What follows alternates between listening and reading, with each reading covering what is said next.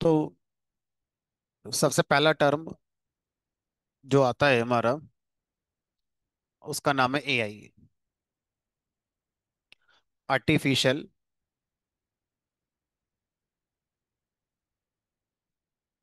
Intelligence. क्या purpose होगा AI का, आर्टिफिशियल इंटेलिजेंस का?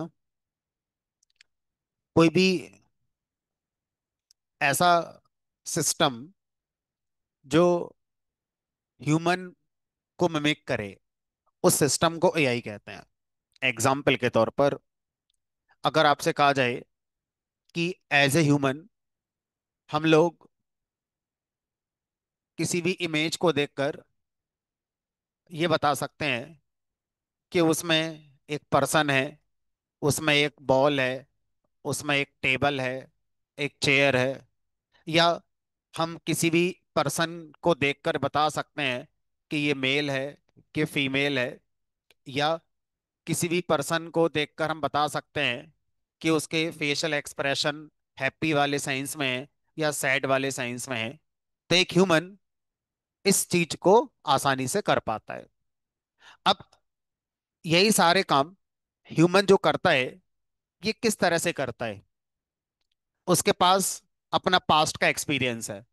इमेजिन करो, जब आप न्यू बॉर्न बेबी थे तो आपको नहीं पता था पर्सन किसे कहते हैं, टेबल किसे कहते हैं, चेयर किसे कहते हैं, हैप्पी क्या होता है, सैड क्या होता है।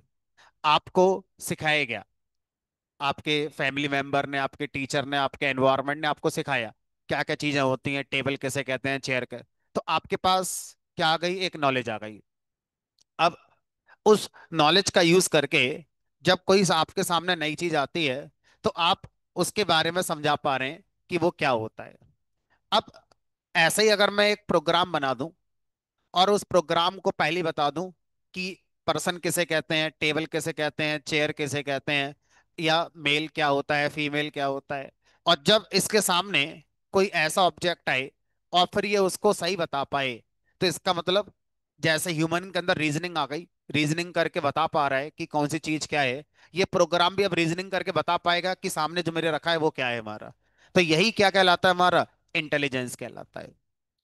तो अगर कोई आपसे पूछे इंटेलिजेंस का मतलब क्या है, तो इंटेलिजेंस का मतलब हो गया कि आपके पास जो नॉलेज है, उस नॉलेज को कैसे अप्लाई आप करते हैं, उस प्रोसेस को क्या बोला जाता है, इंटेलिजेंस कहते हैं। एग्जाम्पल के तौर पर, अगर आपसे कहा जाए कि मेरे पास कोई डेटा है, अब मुझे इस डेटा से रिपोर्ट क्रिएट करनी है, तो मैं चाहूं तो एक्सेल से क्रिएट कर सकता हूं, मैं चाहूं तो पाइथन पांडा से क्रिएट कर सकता हूं, मैं चाहूं तो पावर बीआई से कर सकता हूं, मैं चाहूं तो टैबलू से करूं। ये क्या है, ये मेरी नॉलेज है। मैं इन सब से, डेटा में से रिपोर्ट निकालकर आपको दिखा सकता हूं क्या कंक्लूजन है।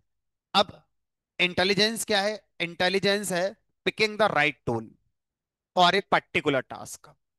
Picking A right tool for a particular task क्या कहलाएगा, हमारा यहाँ पर इंटेलिजेंस कहलाएगा। एग्जाम्पल के तौर पर, अगर आप रेगुलर एक्सप्रेशन का यूज करके कुछ करना चाहते हैं, तो शायद आप पाइथन पे जाना पसंद करेंगे, क्योंकि पाइथन में आपका रेगुलर एक्सप्रेशन स्मूथली काम करते हैं। एक्सेल या पावर बीआई या टेबलू में इनकी सपोर्ट बहुत पुअर है। ठीक है। अगर आप इंडिपेंडेंट सेल पे जो डेटा है उस पे काम करना चाहते हैं, तो आप एक्सेल या पाइथन में जाना पसंद करेंगे। लेकिन आपका पर्पस ग्राफिक्स ज्यादा क्रिएट करना है ना, तो आप शायद पावर वी पे जाना पसंद कर सकते हैं। तो इंटेलिजेंस का मतलब क्या है, यही है। ठीक है। अब ये जो इंटेलिजेंस है, ये हमारा, एक और एग्जांपल अगर मैं क्रिकेट का ले लूं। अब ये कोई कैप्टन है, इस कैप्टन के पास नॉलेज है किसी सिचुएशन को लेकर। सिचुएशन है, लास्ट ओवर में सामने वाली टीम को 10 रन चाहिए। अब कैप्टन को डिसीजन लेना है अपना इंटेलिजेंस लगा के कि किससे बॉलिंग करानी चाहिए। इसके पास नॉलेज बेस है, नॉलेज है, वो ये है कि एक ओवर एक फास्ट बॉलर का रखा हुआ है, एक बॉलर लेग स्पिनर का रखा हुआ है, एक ओवर ऑफ स्पिन का भी रखा हुआ है। अब ये इसके पास नॉलेज है, किसी से भी करा सकता है। अब इस कैप्टन को इस नॉलेज से सही टूल पिक करना है।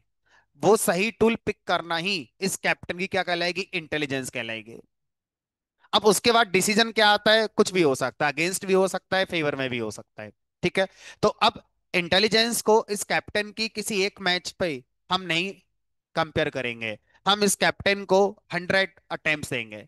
अब उन 100 अटेम्प्ट में इसने हर बार अपनी इंटेलिजेंस दिखाई। हम उसका रेशो चेक करेंगे, कितनी बार फेवर में गया है और कितनी बार अगेंस्ट में गया है। उसके अकॉर्डिंग हम देखेंगे कि इसका इंटेलिजेंस लेवल क्या है। एक बार के डिसीजन पर हम किसी का इंटेलिजेंस जज नहीं कर पाएंगे। ठीक है। तो इस तरह से मुझे आपको पहले समझाना था इंटेलिजेंस क्या होता है। आई गेस इस एग्जांपल से बेटर समझ में आ गया होगा इंटेलिजेंस का मतलब क्या होता है। नॉलेज से सही टूल पिक करना। आपके पास बहुत सारे नॉलेज अवेलेबल है, उसमें से कौन सी नॉलेज इस्तेमाल करोगे किसी डिसीजन को लेने में, वो डिसीजन आप जो लेते हैं, दैट इज योर इंटेलिजेंस। ठीक है।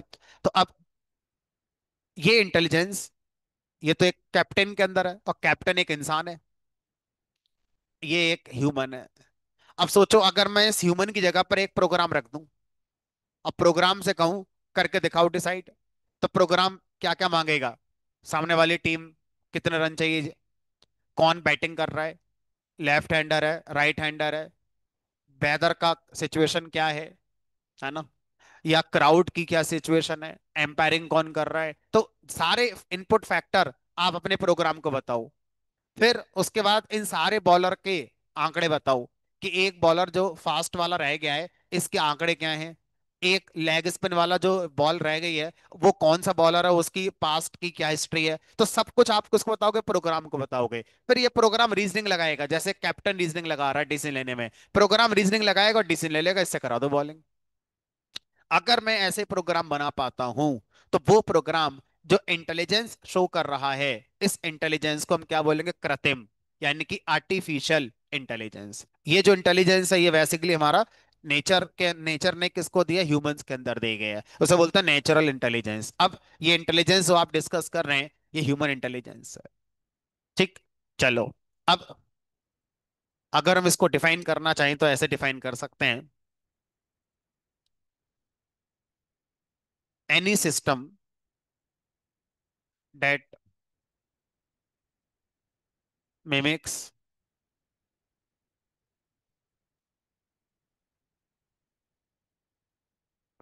Human behaviours.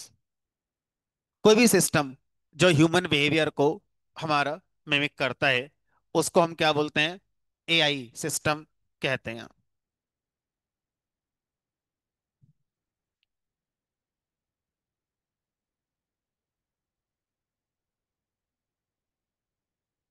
जब हम सिस्टम वर्ड की बात करते हैं, तो सिस्टम टर्म का मतलब होता है collection of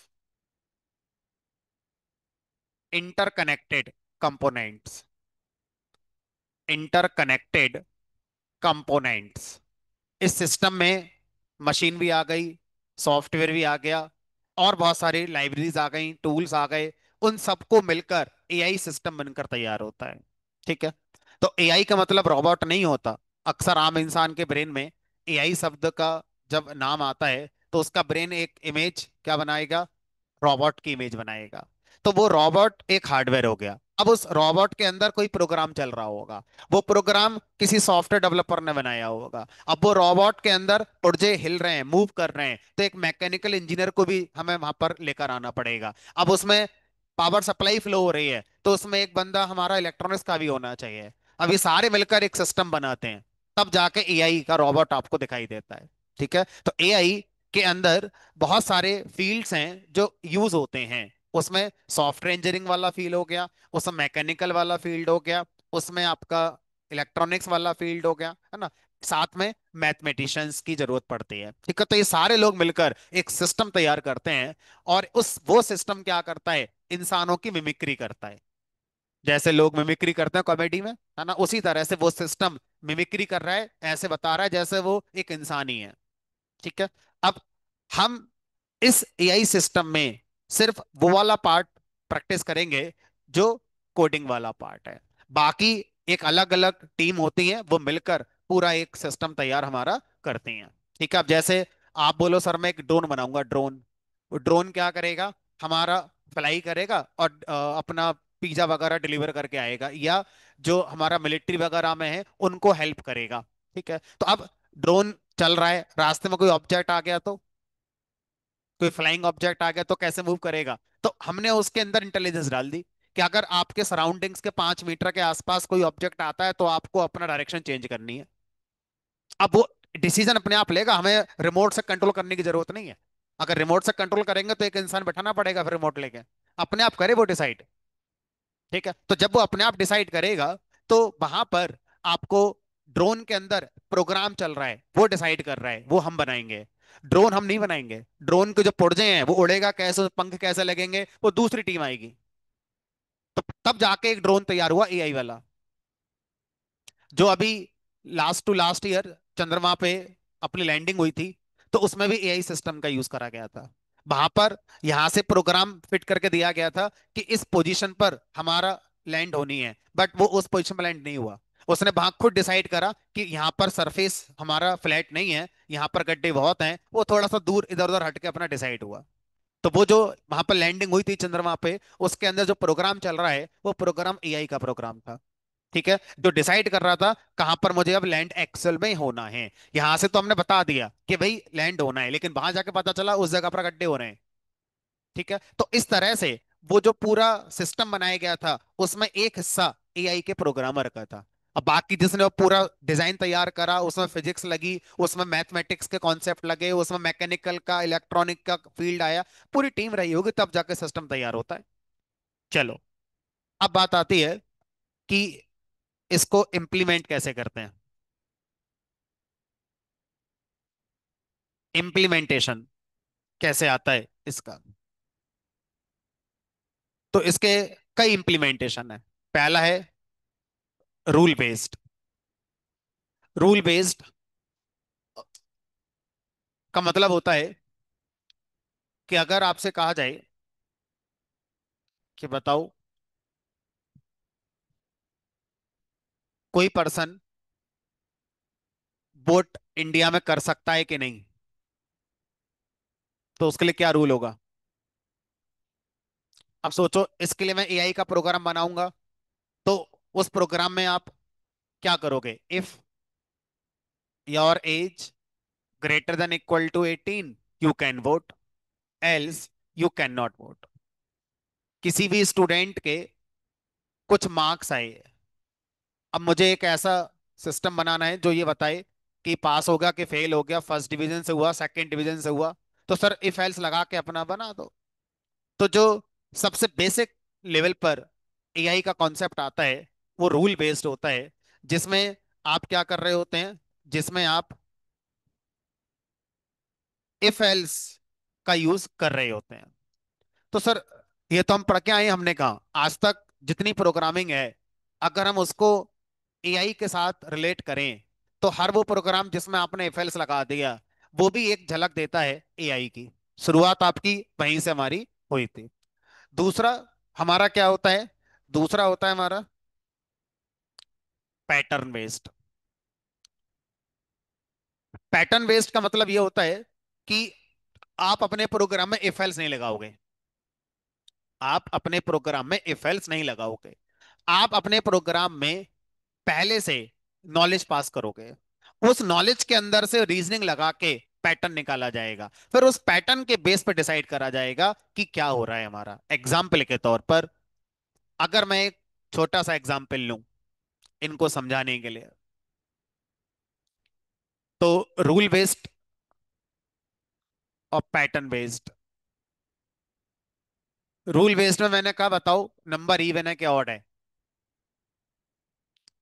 if number modulus 2 लेने पर जीरो आ जाए इवन है, एल्स ऑड है।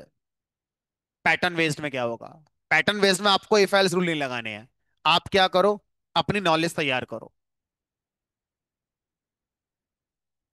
नॉलेज को ही आप अपना एक्सपीरियंस कह सकते हो। और इस नॉलेज में आप ये बताओ कि नंबर कब कब इवन होता है और कब कब हमारा ऑड होता है। तो आपने लिख दिया zero, even, one odd, two even, ऐसे करके आपने बहुत सारे नंबरों का डेटा पास कर दिया। अब ये आपका जो इसे बोलते हैं नॉलेज या एक्सपीरियंस। अब इस नॉलेज को आप अपने प्रोग्राम को पास करेंगे। ये प्रोग्राम इस नॉलेज पे रीजनिंग लगाएगा और रीजनिंग लगा के एक पैटर्न तैयार करेगा कि किस तरह के नंबर इवन है और किस तरह के नंबर ऑड है। और फिर जब आपका कोई नया इनपुट आएगा, चेक करेगा कि किसके पैटर्न ज्यादा मैच हो रहा है। जिसके पैटर्न ज्यादा मैच हो रहा होगा, यही आपका आंसर होगा। तो दूसरा एआई हमारा पैटर्न बेस्ड। पहला हो गया रूल बेस्ड, दूसरा हो गया हमारा पैटर्न बेस्ड। ठीक है। तो जब आप पैटर्न बेस्ड एआई की बात करते हैं, तो यहां पर आपका जो टर्म आते हैं वो आते हैं मशीन लर्निंग, डीप लर्निंग। तो मशीन लर्निंग और डीप लर्निंग एआई के दो इम्प्लीमेंटेशन है जो पैटर्न बेस्ड होते हैं, ना कि हार्ड कोड रूल बेस्ड होते हैं। तो आप इवन ऑड का प्रोग्राम अगर एआई से बनाएंगे, तो आप उस प्रोग्राम को बिना इफ एल्स के बनाते हैं, तो फिर वो प्रोग्राम मशीन लर्निंग और डीप लर्निंग से बनाया जा सकता है। इवन ऑड का, सिंपल इंटरेस्ट का, प्राइम नंबर का, फिबोनाची सीरीज का। लेकिन द पॉइंट इज कि हमसे यह कहा जा रहा है कि जिस चीज का रूल यूनिवर्सल है, एक स्टैंडर्ड है वर्ल्ड वाइड, उसी रूल पर दुनिया काम करती है, तो उसके लिए आपको पैटर्न बेस्ड प्रोग्रामिंग नहीं करनी चाहिए।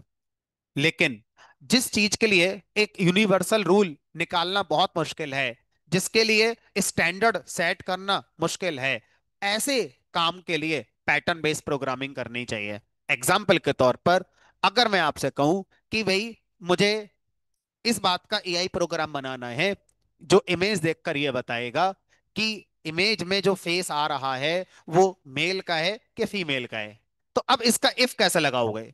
इवन ऑड का पता है, नंबर का दो से रिमाइंडर लाइन पर जीरो आना चाहिए, तो इवन वरना ऑड है। अब इसका इफ क्या लगाओगे? इफ इमेज में क्या निकले कि वो मेल है नहीं तो फीमेल है, कैसे पता करोगे? क्या रूल डिफाइन करोगे इसके लिए?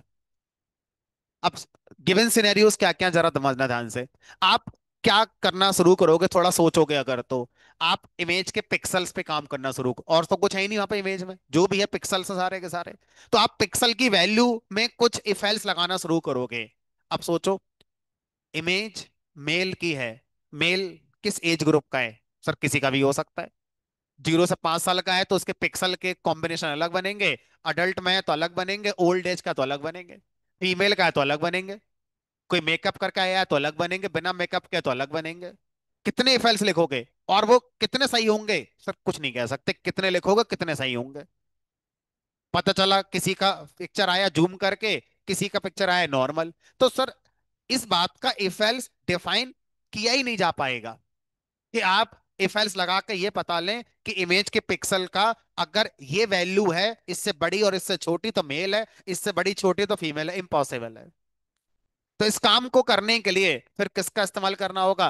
पैटर्न बेस्ड प्रोग्रामिंग का करना होगा। इस एआई को आप पैटर्न से ही इंप्लीमेंट कर सकते हैं, इसके लिए कोई रूल पहले से अवेलेबल नहीं है।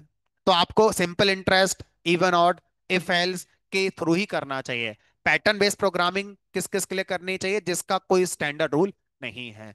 जैसे इमेज क्लासिफिकेशन, इमेज देखकर बताना कि ये क्या है इमेज के अंदर, वो आपको एआई के थ्रू करना चाहिए, इफ एल्स उसका नहीं लगा सकते। आप किसी भी मैसेज को डिसाइड करना चाहते हैं वो स्पैम है या फिर नॉर्मल मैसेज है, तो इफ कितने लगाओगे? इफ मैसेज स्पैम है, उसमें क्या कर लिखा है? उसमें लिखा है मान लो फ्री टिकट, कॉन्ग्रेचुलेशन बन, लॉटरी, तो कितने शब्द लाओगे ऐसे जो स्पैम वाले होते हैं? कितने इफ लिखोगे? पॉसिबल ही नहीं है कि आप सब कुछ कर पाओ, सब लिख पाओ। ठीक है, तो इस काम को आप किससे करो? पैटर्न बेस्ड प्रोग्रामिंग से करो। इस काम को करने के लिए, इन्हें कि स्पैम क्लासिफायर बनाना चाहते हो, तो इस काम से आप आसानी से कर सकते हो। ठीक है, समझ में आ गया कि रूल बेस्ड एआई और pattern based AI. Rule based AI is nothing like if else programming, जो हम सी, सी प्लस प्लस, जावा, डॉट नेट, पीएचपी किसी में भी कर सकते हैं। और पैटर्न बेस्ड प्रोग्रामिंग हो गई, जो अब हम मशीन लर्निंग और डीप लर्निंग में करते हैं। ठीक है। तो अब मशीन लर्निंग और डीप लर्निंग में क्या डिफरेंस होता है? तो मशीन लर्निंग में हमारे सिंपल पैटर्न अगर डेटा में है तो हमारा यूज करी जाती है, और मेरे डेटा में कॉम्प्लेक्स पैटर्न अवेलेबल हैं तो फिर डीप लर्निंग यूज करी जाती है। एक बहुत बेसिक एग्जांपल के तौर पर मान लीजिए आपसे कहा जाए, मेरे पास एक नॉलेज गिवन है। नॉलेज का मतलब है कि x equal to 2, y equal to 3, तो z equal to 8, x equal to 5,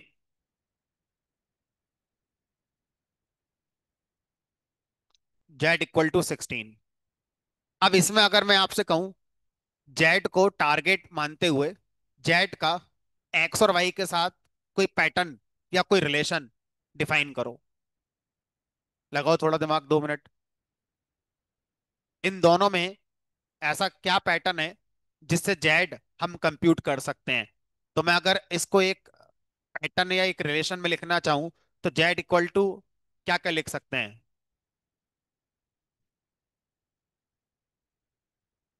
Z निकालना है एक्स और वाई का यूज करके।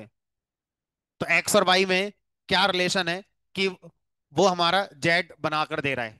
कोई है रिलेशन ऐसा, कोई पैटर्न बन रहा है? नहीं, दोनों में कॉमन हो। जो नॉलेज है, ये हो गया बुमराह, ये हो गया हमारा अर्शदीप, ये हो गया ये। तो अब सबको इकट्ठा करके बताना है कि किससे बॉलर कराने हैं।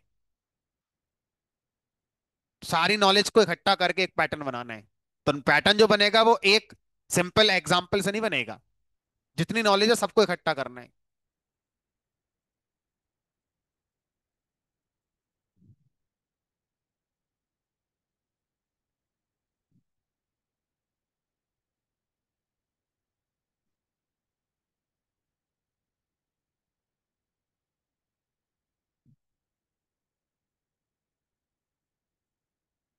हाँ भी ऑनलाइन जितने भी हैं जग रहे हैं, तो एक बार बताओ क्या पैटर्न बन रहा है जेड का एक्स वाई के साथ?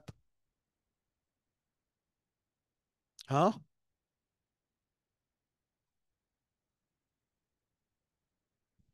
हम्म।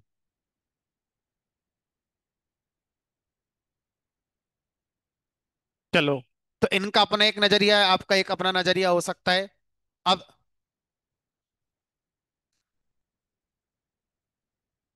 रीजनिंग का मतलब क्या होता है, ये मैंने आपको समझाने की कोशिश करी। मैंने आपसे कुछ नहीं कहा, मैंने आपसे ये कहा रीजनिंग करके बताओ जेड और एक्स और वाई पे कैसे डिपेंड करता है। और अगर मैं यही चीज मशीन लर्निंग और डीप लर्निंग से कराऊंगा, फटाक से निकाल के दे देंगे मुझे आंसर। देखो, अगर मैनुअली मैं बताऊं तो शायद 2x + y + 1 का रिलेशन बन रहा है। देखो ध्यान से, ये हो गया, x की वैल्यू 2 डालो इसमें, तो 2 × 2 = 4, +3 = 7, +1 = 8। अब इसी में अगर मैं इस वाले को डालूं 5, तो 2 × 5 = 10, +5 15, +1 16, यानी कि दोनों सेटिस्फाई हो रहे हैं इस इक्वेशन पे। तो मतलब in general it is a simple pattern, it is not a complex. आपसे नहीं हुआ डजंट मीन के कॉम्प्लेक्स है। दुनिया की नजर में ये सिंपल पैटर्न कहलाता है। हमसे नहीं हुआ तो हमारे अंदर कमी है कोई, दुनिया किसको सिंपल पैटर्न मानेगी। ठीक है। कॉम्प्लेक्स पैटर्न क्या होगा? कॉम्प्लेक्स पैटर्न ये होगा कि आप कितने भी दिमाग लगा लो, 4 6 8 इकट्ठे होके बात कर लो, इतना ज्यादा डेटा होगा। अभी तो मैंने 2 एग्जाम्पल दिए, इस तरह से हजारों एग्जाम्पल हैं। उन हजारों एग्जाम्पल में कोई एक कॉमन पैटर्न ढूंढना मुश्किल है, हो ही नहीं रहा है।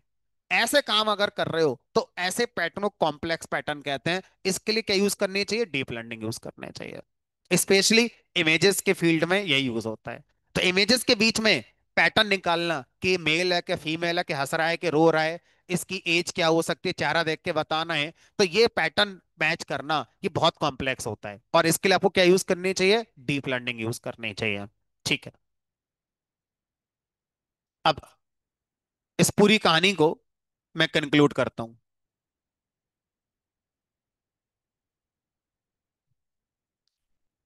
एक बहुत बड़ा गोला है।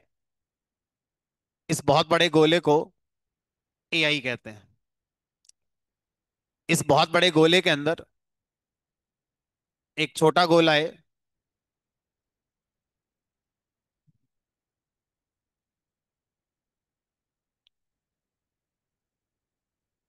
और इस छोटे गोले को मशीन लर्निंग कहते हैं। इस मशीन लर्निंग वाले गोले के अंदर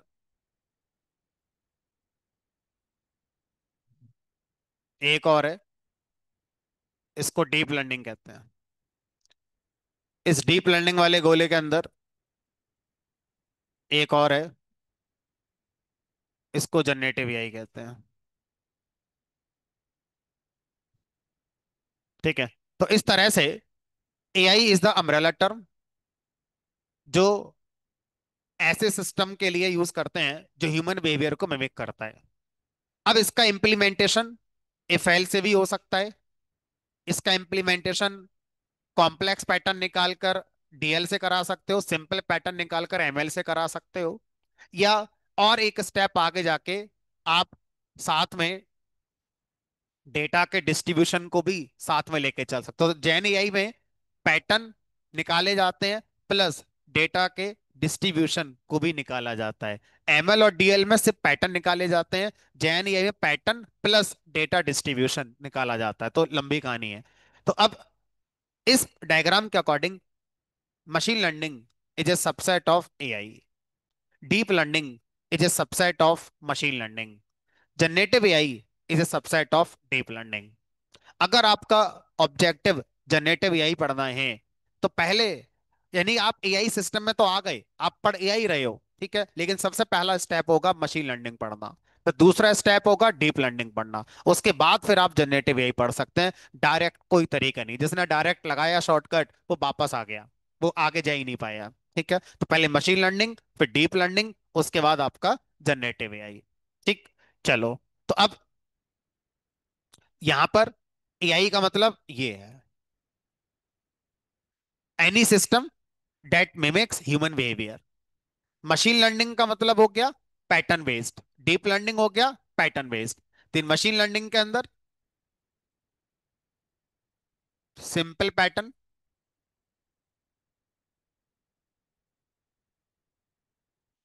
डीप लर्निंग के अंदर complex pattern,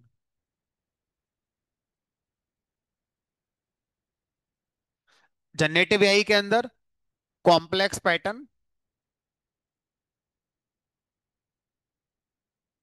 plus data distribution.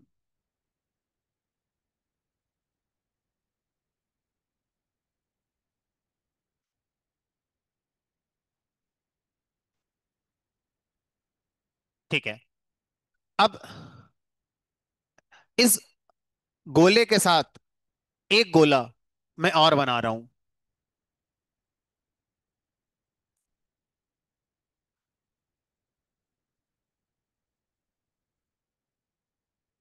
Simple ही माना जाता है। तो सिंपल और कॉम्प्लेक्स डिपेंड करेगा डेटा का नेचर क्या है। ठीक है। तो इन जनरली स्पैम वाला एक नॉर्मल पैटर्न ही माना जाता है, सिंपल पैटर्न ही माना जाता है।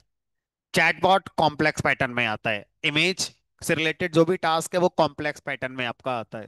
ठीक है। अब जो ब्लू वाला गोला है, इस ब्लू वाले गोले को मैं एक नाम दे रहा हूं, और उसको हम बोलते हैं डेटा साइंस। तो डेटा साइंस का जो फील्ड है, वो फील्ड हमारे एआई का जो हायरार्की है, एआई की जो फैमिली है, उसके बहुत सारे पार्ट टच करता है। तो अगर आप डेटा साइंटिस्ट हैं तो डेटा साइंटिस्ट का मतलब है आपको एआई की फैमिली के सारे टर्म आने चाहिए, एज वेल एज जो एआई की फैमिली का हिस्सा नहीं है वो भी आपको आने चाहिए। लेकिन अगर आप डेटा साइंटिस्ट की जगह एआई इंजीनियर हैं तो एक प्रोफाइल होती है एआई इंजीनियर। तो अगर आप एआई इंजीनियर का प्रोफाइल रखते हैं तो आपको सिर्फ एआई की फैमिली पे काम करना आना चाहिए। जो अदर टर्म्स हैं जो मैं लिखने जा रहा हूं उनकी नॉलेज है तो अच्छी बात है, नहीं है तो फर्क नहीं पड़ता। कौन कौन सी नॉलेज आपको और होनी चाहिए? SQL,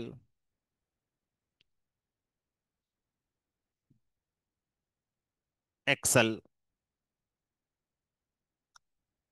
BI tools.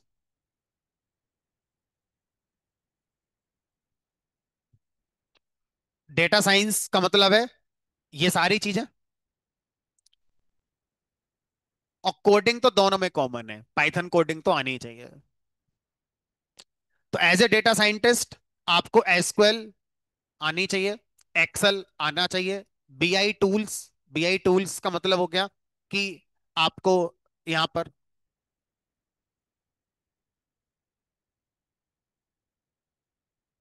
Statistics, BI tools जैसे पावर बीआई, टेबलू, ये सब आपको आने चाहिए। कौन सी क्लास है? First floor.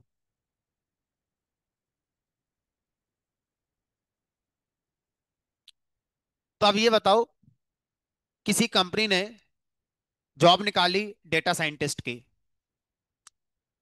तो डेटा साइंटिस्ट का जो ओवरहेड है ना, बहुत ज्यादा है। उसको SQL, Excel, stats, Power BI, Tableau तो आने ही चाहिए, बढ़िया से आने चाहिए एकदम, कोई कंप्रोमाइज नहीं है उसमें। और साथ में उसको मशीन लर्निंग, डीप लर्निंग और जेएनएआई का भी एक आइडिया होना चाहिए। अब आइडिया क्या होना चाहिए? कंपनी कहती है पूरी नॉलेज लेकर आओ, अलग बंद थोड़ी रखेंगे। अब कॉस्ट कटिंग चल रही कंपनियों में, कहने को तो ये पिक्चर है डेटा साइंटिस्ट की, लेकिन कंपनी कह रही नहीं, सब कुछ आना चाहिए, तुम्हें ये भी आना चाहिए, वो भी आना चाहिए, सब लेकर आओ। ठीक है, तो सिंपल एआई इंजीनियर इन बातों से बच जाता है। तो अगर आपका जॉब प्रोफाइल एआई इंजीनियर है, उसको मतलब ही नहीं उधर दुनिया में क्या हो रहा है, कौन पावर बीआई, कौन टेबलू, कौन एक्सेल, कौन है, उसे मतलब ही नहीं दुनिया से। उसे तो बस अपना पैटर्न ढूंढने हैं, इससे ज्यादा उसे कुछ नहीं करना है। रीजनिंग पैटर्न पे काम करेगा, डेट सेट। ठीक है, तो इस तरह से मार्केट में अलग जॉब प्रोफाइल हो गए। एआई इंजीनियर अलग जॉब प्रोफाइल हो गया, डेटा साइंटिस्ट अलग जॉब प्रोफाइल हो गया। डेटा साइंटिस्ट जो फील्ड है, उसमें फ्रेशर से लेकर एक्सपीरियंस तक जॉब्स अवेलेबल होती हैं। और जो एआई इंजीनियर फील्ड है, फ्रेशर को कोई जॉब नहीं है इसमें, है ना। फ्रेशर के लिए जॉब है अगर आप आईआईटी, एनआईटी, ट्रिपल आईटी से पढ़े हुए हैं तो। और अगर आप इनसे बाहर आ गए हैं तो पहले स्टार्टअप के साथ जुड़ो, इन फील्ड्स में एज ए डेटा साइंटिस्ट का लेवल लगा के अपना सर्टिफिकेट अर्न करो, उसके बाद कहीं अप्लाई करोगे तो कुछ आपको नजर आएगा वहां पर। चलो भाई, तो ये क्या पिक्चर है, ये हमारी समझ में आ गई। अब अगर आपसे कहा जाए कि ये सब हटाकर अब शुरू करते हैं कहानी अपनी मशीन लर्निंग की।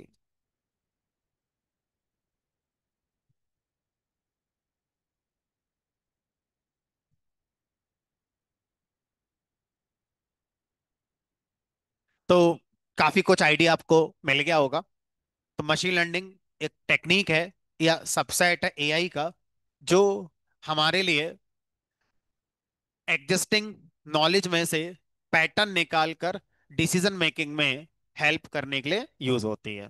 तो इस कॉन्सेप्ट को मशीन लर्निंग कहते हैं, without being explicitly program, making decision without being explicitly programme.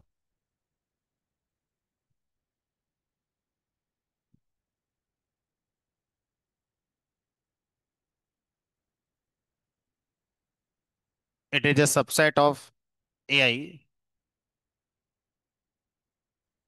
that makes decision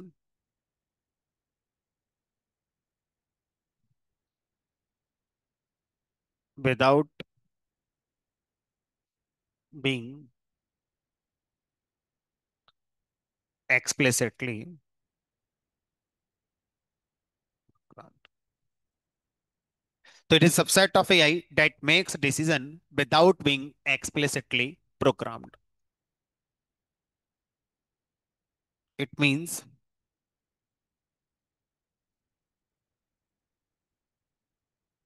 ML takes knowledge या experience चलो मैं लिटरल टर्म लिखता हूँ।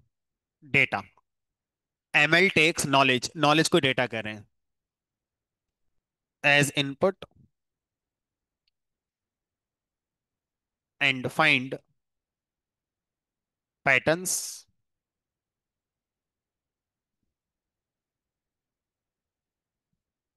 To make decisions for a new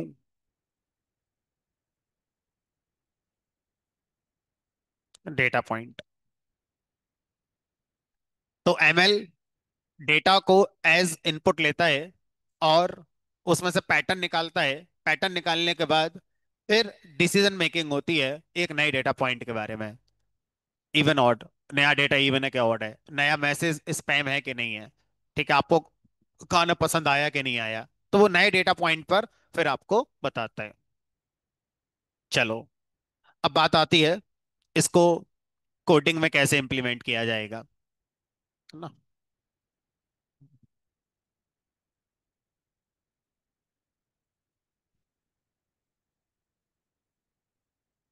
तो पाइथन के अंदर मशीन लर्निंग की बहुत सारी लाइब्रेरीज हैं।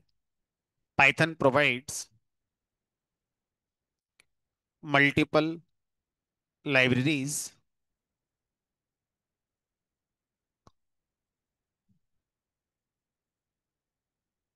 To implement ML. कौन कौन सी हैं? एक का नाम है साइकिट लर्न।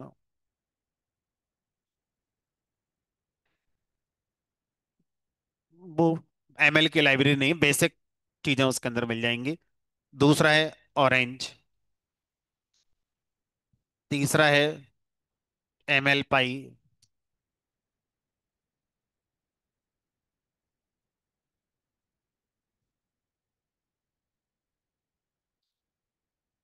और भी हैं इसके अलावा।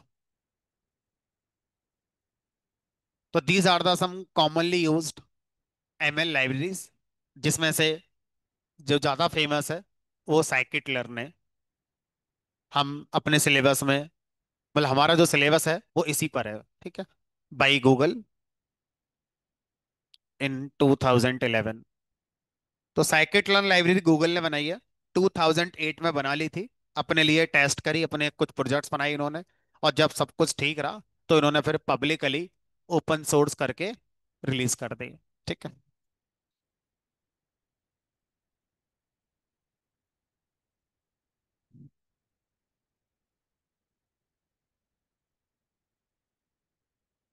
मतलब अगर हम अ, इनका यूज करते हैं तो जनरली ये लाइब्रेरीज कॉम्प्लेक्स पैटर्न पे काम करती हैं, तो उस नजरिए से डीप लर्निंग कह सकते हो। तो कुछ लोगों ने पाई टॉर्च, टेंसरफ्लो, केरास, इनको भी मशीन लर्निंग की लाइब्रेरी कहा हुआ है।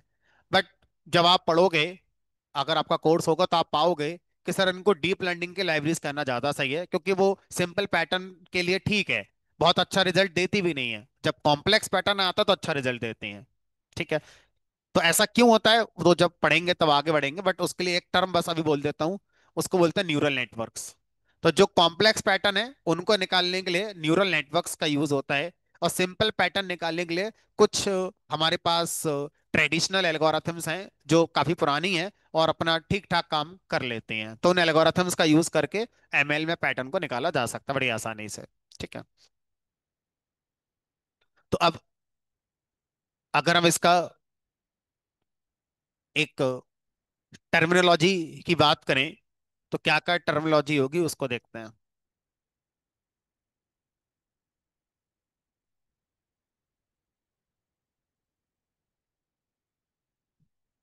Related to ML.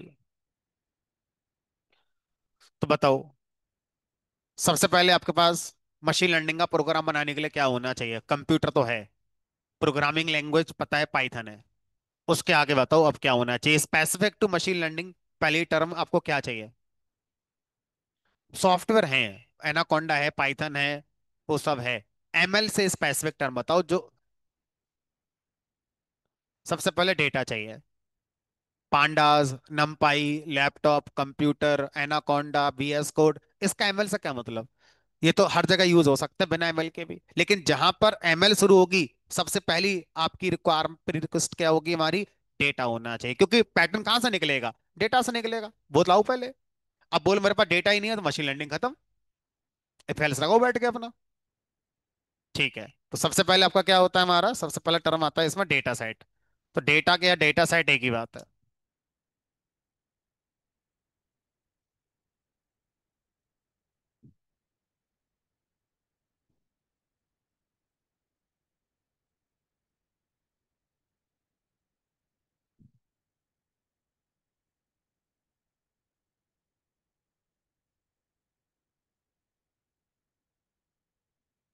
आपने अपने एग्जिस्टिंग डेटा में अगर ये बता रखा है कि जीरो माने ऑड होता है, वन माने इवन होता है, तो हमारा पैटर्न वैसे ही निकलेगा। तो हमारा मशीन लर्निंग इस तरह से है, जैसे एक 6 महीने का बच्चा, उसको बता दो कि ये पंखा नहीं है, एसी है, ये एसी नहीं टीवी है, तो वो वही मान लेगा। उससे अपनी नॉलेज ही नहीं है, जो सिखा रहे हो वो सीख रहा है। तो machine learning is like this, है ना? एक छोटा बच्चा जो सीख रहा है, किससे? डेटा से। डेटा ने क्या दिया? वन माने इवन, मान गया, ठीक है, वन इवन होता है। उसमें अपना कोई लॉजिक नहीं है, जो सिखाओगे वो सीख जाएगा। ठीक है। तो ये हमारी जिम्मेदारी है कि जिस काम के लिए हम मशीन लर्निंग का प्रोग्राम बना रहे हैं, उस काम से रिलेटेड जो डेटा सेट है वो करेक्ट हो। अगर वो करेक्ट नहीं है, उसमें कमियां हैं, तो ये हमारी रेस्पॉन्सिबिलिटी है उन कमियों को पहले सही करना, तब जाके पास करना मशीन लर्निंग के प्रोग्राम के लिए। इसको हम प्री प्रोसेसिंग के नाम से जानते हैं मशीन लर्निंग में। ठीक है।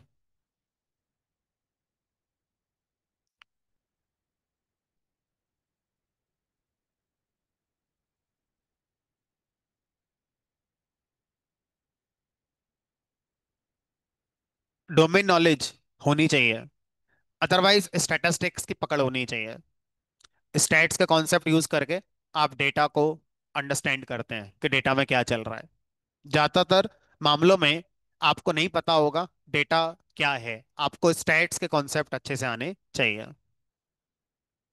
चलो, अब जो डेटा सेट है वो हमारा जनरली स्ट्रक्चर्ड फॉर्मेट में यहाँ पर काम करता है।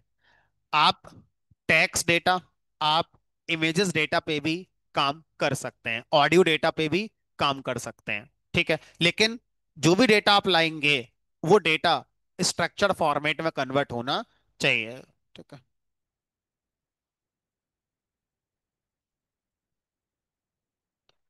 ML supports structure data to learn patterns.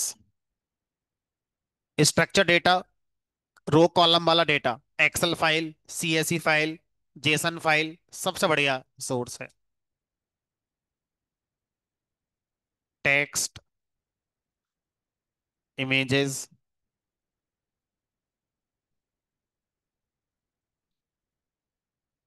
Need to be converted into structured format. तो अगर आपके पास डेटा इमेजेस का है या टेक्स्ट का डेटा है अनस्ट्रक्चर्ड, तो पहले आपको उसे स्ट्रक्चर्ड फॉर्मेट में कन्वर्ट करना पड़ेगा, तभी आप अपना लेकर आएंगे।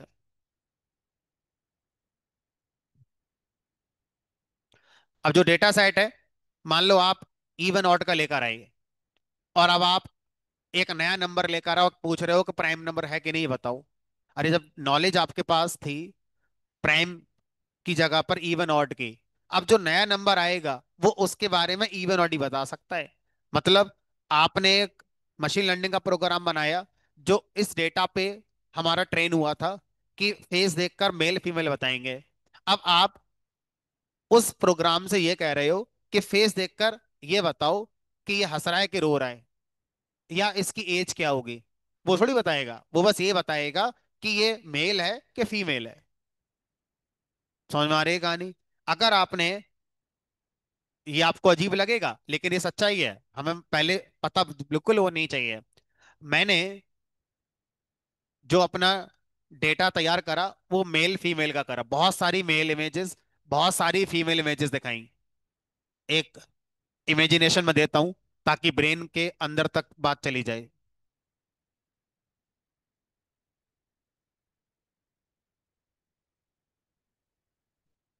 ये देखो, ये बहुत सारे मेल है मेरे पास। मैं एक मशीन लर्निंग का प्रोग्राम बनाना चाहता हूं जो किसी भी ह्यूमन फेस में बताए मेल है कि फीमेल है। तो पहले मैंने क्या करा, बहुत सारे मेल इकट्ठे कर लिए, हर एरिया से, नॉर्थ साउथ ईस्ट वेस्ट, बहुत सारा डेटा इकट्ठा कर लो क्योंकि हर किसी के पैटर्न अलग हो सकते हैं। इसी तरह से मैंने बहुत सारे फीमेल का डेटा इकट्ठा कर लिया। ठीक है। अब इन सारी इमेजेस को मैं स्ट्रक्चर फॉर्मेट में लाऊंगा, कैसे लाऊंगा बात की बात है, और फिर अपने मशीन लर्निंग प्रोग्राम को पास कर दूंगा। वो मशीन लर्निंग प्रोग्राम क्या करेगा, वो फिर इसके अंदर से एक पैटर्न कैप्चर कर लेगा। अब अगर मैं उसे आपकी अपनी इमेज दूं या आपकी इमेज दूं जो इसमें है ही नहीं, इसमें तो किसी और की है, तो वो आपकी और मेरे फेस को देखकर बता सकता है कि आप मेल हो कि फीमेल हो, बेस्ड ऑन दिस पैटर्न जो इसने इस डेटा से निकाला है। अब आप उससे ये पूछो कि ये वाली इमेज में बताओ, इस वाली इमेज में मेल है कि फीमेल है। तो अब बताओ, आपका जो प्रोग्राम मशीन लर्निंग का, वो क्या करेगा, फेल नहीं होगा। वो मेल और फीमेल में से ज्यादा जिससे मैच हो रही होगी इसके बारे में वो बताएगा, मना नहीं करेगा मैं नहीं जानता इसे। मेल और फीमेल ही आंसर आएगा क्योंकि आपने अपना ट्रेनिंग जब दी थी प्रोग्राम के लिए तो ये कह के की थी कि इमेजेस दुनिया में दो ही तरह की हैं, तो मेल है या फीमेल है और कुछ है ही नहीं। अब आपने उसे कुछ भी दिया तो मना नहीं करेगा, आंसर देगा जरूर, या तो मेल देगा या फीमेल देगा। अब ये इलॉजिकल बात हो गई कि इसमें तो कुछ है ही नहीं। तो आप इसकी जगह ये दे दो, तब भी बोलेगा कि मेल है कि फीमेल है। तो हमारे प्रोग्राम के पास अपनी खुद की नॉलेज नहीं थी। आपने जो नॉलेज दी उसमें दो ही बातें थी, या तो मेल या फीमेल। अब आप उससे कुछ भी पूछो, आंसर या तो मेल आएगा या फीमेल आएगा। तो ये हमारी रेस्पॉन्सिबिलिटी है कि हमें अपना टारगेट पता होना चाहिए कि हम किस मकसद के लिए एमएल का प्रोग्राम बना रहे हैं। अगर हमारा मकसद है कि हम किसी ह्यूमन फेस के लिए प्रिडिक्शन करेंगे मेल फीमेल, तो जो नई इमेज आएगी वो ह्यूमन फेस की ही होनी चाहिए। अगर वो ह्यूमन फेस की नहीं है तो फिर आपका मॉडल मना नहीं करेगा, आंसर अपना मेल फीमेल ही देगा, जो आपको इलॉजिकल लगेगा फिर।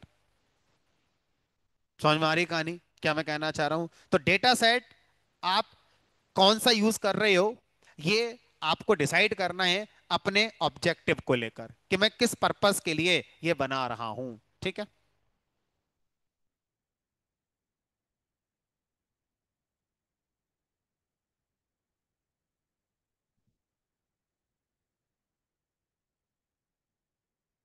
Data set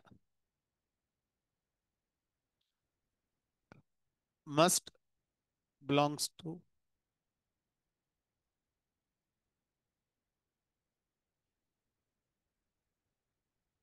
your objective.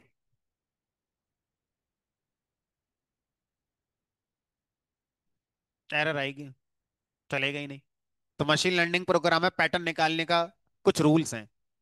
उन रूल्स में क्लीन डेटा होना चाहिए, मिसिंग वैल्यू नहीं होनी चाहिए, उसमें नंबर होने चाहिए, टेक्स्ट नहीं होना चाहिए, वो रूल्स पढ़ेंगे अभी सब। ठीक है। तो ये डेटा सेट हो गया। ठीक है। एग्जाम्पल, एक एग्जाम्पल लेकर मैं चलता हूँ।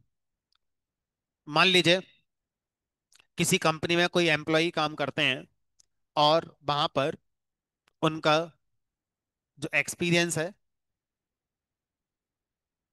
और ये मान लो उनके प्रोजेक्ट्स हैं जो उन्होंने अब तक बना रखे हैं, और ये सैलरी है।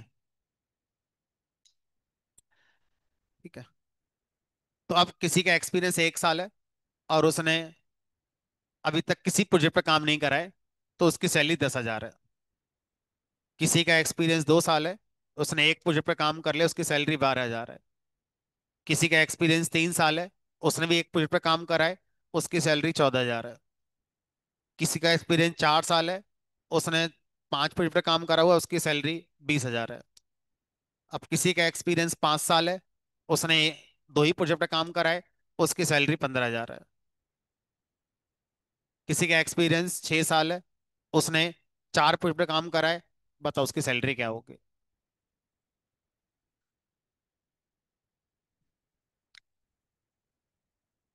सब कुछ सही था, यहाँ के खेल बिगड़ गया।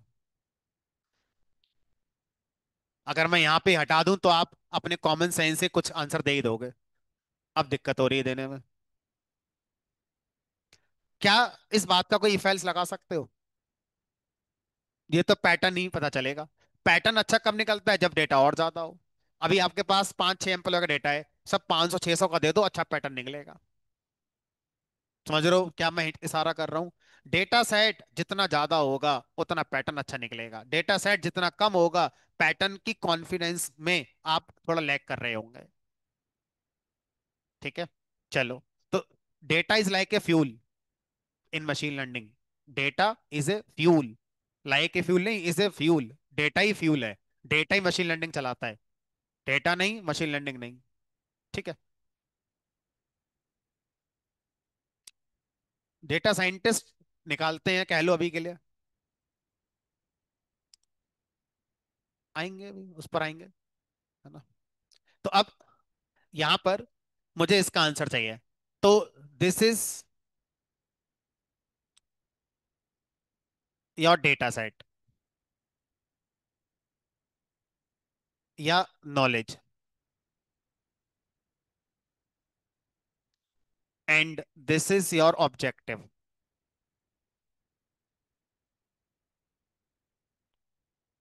या इस तरह के जितने भी हैं वो हमारे ऑब्जेक्टिव हैं, और भी हो सकते हैं ऐसे। बहुत सारे एम्प्लॉयज की सैलरी मुझे पता करनी है क्या हो सकती है, या मैं इंटरव्यू देने जा रहा हूँ इस कंपनी में, मुझे आइडिया लेना है कि यार इस कंपनी की सैलरी का ट्रेंड क्या है, कितने एक्सपीरियंस पर कितने प्रोजेक्ट बनाए हो तो कितनी मिल जाएगी मुझे। तो पहले से आइडिया लेके चल रहा हूँ मैं। तो ये मेरा ऑब्जेक्टिव है, मुझे ये फाइंड करना है। तो अगर आपका ऑब्जेक्टिव एक्सपीरियंस और प्रोजेक्ट के बेस पर सैलरी को प्रिडिक्ट करना है, तो आपका डेटा सेट इसी से बिलोंग करना चाहिए। आपके डेटा सेट में बाकी फालतू बातें होने की कोई जरूरत नहीं है। ठीक है, चलो। समझ में आ गया मेरा डेटा सेट क्या है, एग्जाम्पल से समझ में आ गया। अच्छा, और अब अगला टर्म आता है। डेटा सेट के अंदर से आपको क्या करना है? सैंपल आइडेंटिफाई करने हैं। सैंपल कैसे कहेंगे? One row in your data set is called sample. That means right now we are having 1, 2, 3, 4, 5, 5 samples. ठीक है, तो अब हम अभी तक कह रहे थे कि डेटा सेट बड़ा होना चाहिए। अब इस बात को हम ऐसे भी कहते हैं कि हमारे पास सैंपल्स ज्यादा होने चाहिए, हमारे डेटा सेट में सैंपल्स ज्यादा होने चाहिए। जबकि दोनों का मतलब एक ही है। एक थोड़ा सा आपने और एक्सप्लोर कर लिया, एक नया वर्ड, सैंपल, है ना? तो ईच रो या each observation in your data set is called sample. Each row या ऑब्जर्वेशन इज कॉल्ड सैंपल।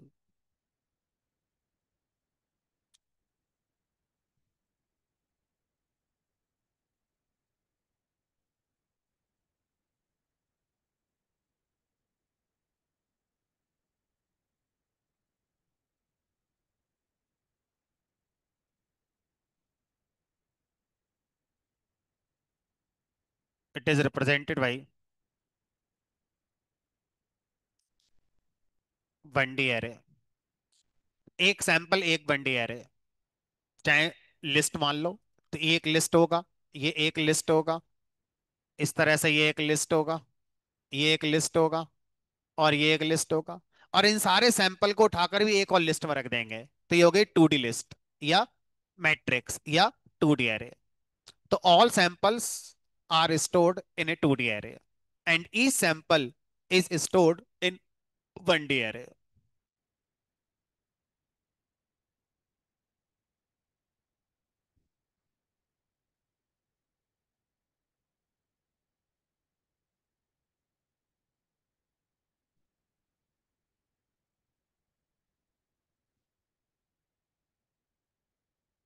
तीसरा टर्म आता है। तो सैंपल में वो नहीं आएगा जिसका प्रिडिक्शन करना चाहते हो, जो एग्जिस्टिंग नॉलेज थी उनकी रोज को सैंपल कह रहे हैं बस। तीसरा टर्म आपका आता है यहां पर, फीचर्स। फीचर्स क्या होगा? हमारे डेटा के इनपुट कॉलम्स को फीचर्स कहते हैं। इनपुट कॉलम्स को फीचर कहते हैं। बताओ इस डेटा सेट में कौन कौन फीचर्स होंगे फिर हमारे? इनपुट कॉलम्स को फीचर्स कहते हैं। ठीक है। तो एक्सपीरियंस और प्रोजेक्ट। ठीक है। तो ये क्या हो गए आपके? फीचर हो गए। Input columns in data set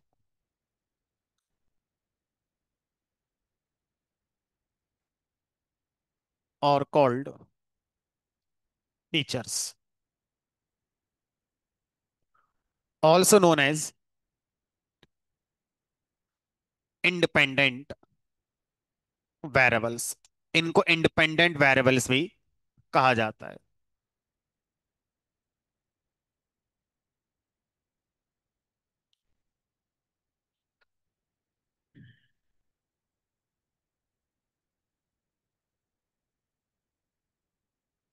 example हमारे वाले में, इसको ना एक्स की जगह वर्क एक्स कर देते हैं ताकि कंफ्यूजन नहीं होगा।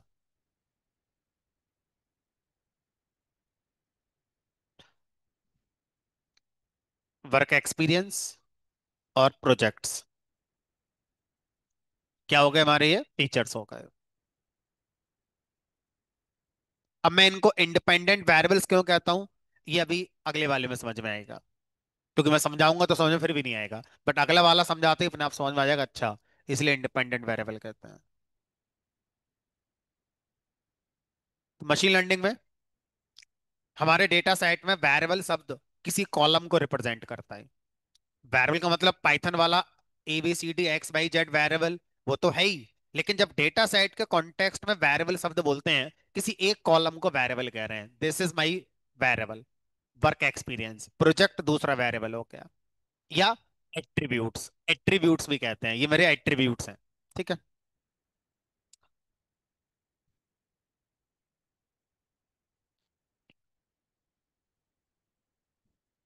अगला टर्म है टारगेट। बताओ टारगेट कॉलम क्या है इसमें? किस चीज को प्रिडिक्ट करने के लिए आप मशीन लर्निंग इस्तेमाल कर रहे हो इसमें? सैलरी। ठीक है। तो output column,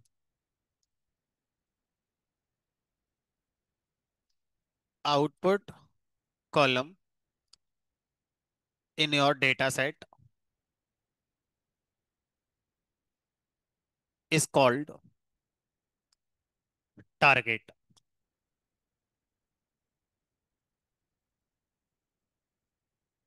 in ML generally we deal with one target in a data set. तो in a data set there may be n number of features, but target will be one only. In ML, in deep learning, time series data में multiple target हो सकते हैं। ठीक है।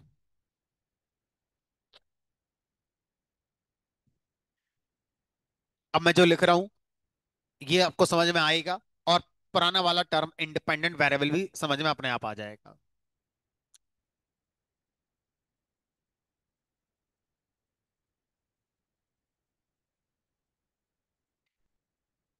बताओ इस बात को समझाना है या समझ में आ गया? डिपेंडेंट, सैलरी किस पे डिपेंड कर रही है? इन दोनों पे। तो ये कौन हो गया? Dependent variable. अब ये किस पे डिपेंड कर रहा है? किसी पे नहीं, तो इंडिपेंडेंट है, इसलिए क्या बोलते हैं इसे? Independent variable. तो टारगेट तो हमेशा डिपेंडेंट ही होगा क्योंकि वो टारगेट है, किसी पे डिपेंड ही कर रहा होगा। ठीक है। तो हमारे वाले डेटा सेट के हिसाब से ये हो गया ये कहानी।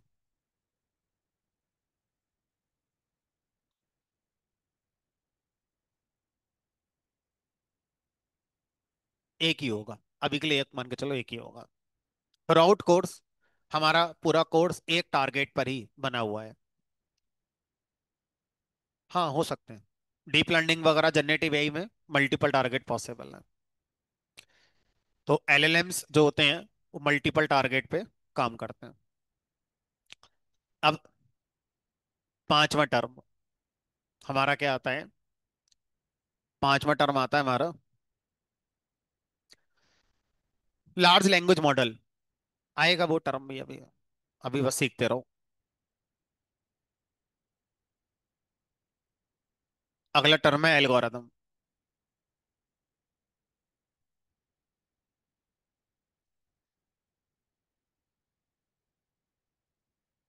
अब जैसे आपने क्वेश्चन पूछा था अभी कि सर डेटा साइंटिस्ट को डेटा दे दिया जाता है तो पैटर्न निकालते हैं। वो पैटर्न निकालते हैं, वो नहीं निकालते हैं, वो एल्गोरिथम्स यूज करते हैं। एल्गोरिथम्स पैटर्न निकालते हैं। तो एल्गोरिथम का काम होता है पैटर्न्स को निकालना। अब ज्यादा दिमाग, ज्यादा टाइम, ज्यादा एफर्ट उन इंसानों को लगते हैं जो एल्गोरिथम्स बनाते हैं। हम लोग मशीन लर्निंग में, दोबारा एकदम क्लियर सुन लेना, हम लोग मशीन लर्निंग में एल्गोरिथम बनाएंगे नहीं, बनी हुई हैं उनका इस्तेमाल करेंगे। हमारा कोर्स एल्गोरिथम बनाना नहीं है, हमारा कोर्स एल्गोरिथम्स बहुत सारी बन गई हैं, उनका यूज करके पैटर्न कैसे निकाला जाता है वो सीखना है।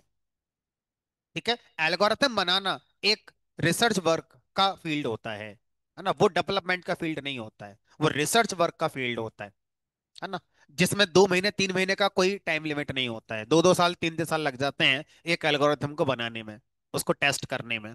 बहरहाल मोस्टली मशीन लर्निंग के एल्गोरिथम्स जो हमारे सिलेबस में है वो सब स्टैनफोर्ड यूनिवर्सिटी के अंदर के जो प्रोफेसर हैं उन्होंने बनाई है मोस्टली एल्गोरिथम।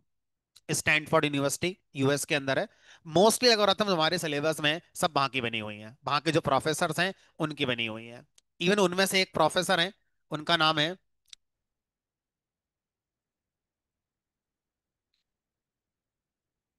एंड्रयू एनजी करके नाम है उनका।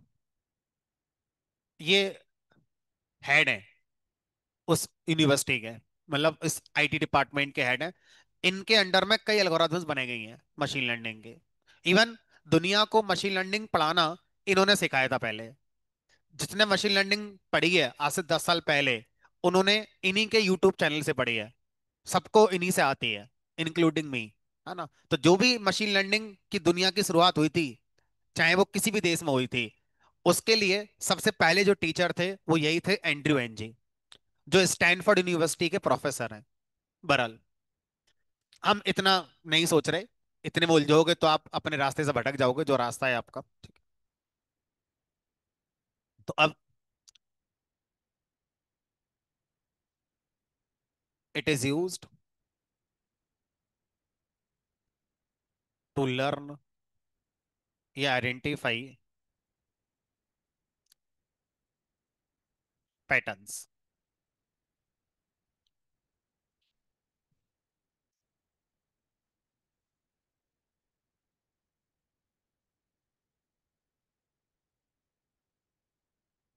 अब इन जनरल एल्गोरिथम किसे कहते हैं, मैंने आपको अपनी सीरीज में जो जो पढ़ा रहा था मैं, उसके हिसाब से मैंने पैटर्न शब्द को कई बार बोला, तो अब आपको लिंक कर दिया कि पैटर्न निकालने वाला काम एल्गोरिथम करती है। ठीक है। अब अगर हम भूल जाएं कि एल्गोरिथम का काम पैटर्न निकालना होगा, इन जनरल क्या दुनिया भर की सारी एल्गोरिथम पैटर्न निकालती हैं? पैटर्न सब मशीन लर्निंग में एग्जिस्ट करता है क्या? दुनिया के हर टॉपिक में जहां एल्गोरिथम होगी, क्या वहां पर पैटर्न निकलता होगा?